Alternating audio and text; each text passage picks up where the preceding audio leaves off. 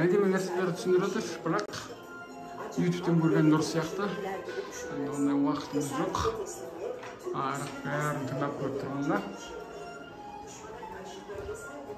Бойым құшағы 747 дейді, соның несі.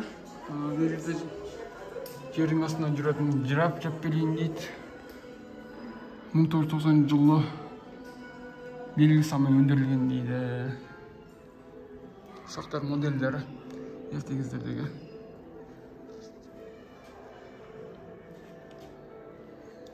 Түркияға көп өзгеріс әкелген кісінің біреуі екен бұлайша қарап отқан кезде. Ол кеткені дүниежүзінің мықты байлардың біреуі деп естиміз. Қазір енді мында қарап отырмыз. Музейін ашып қойған ғой.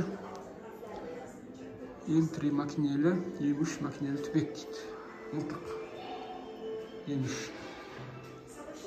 Ол ұшақтың алдын көрсеткіштері сияқты. F-104 ұшақтың алдын көрсеткіштері. Ұшақтар.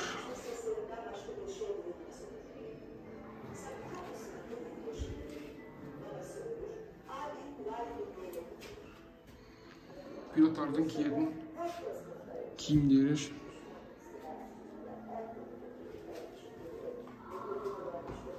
Жерде мылтық тұр, М3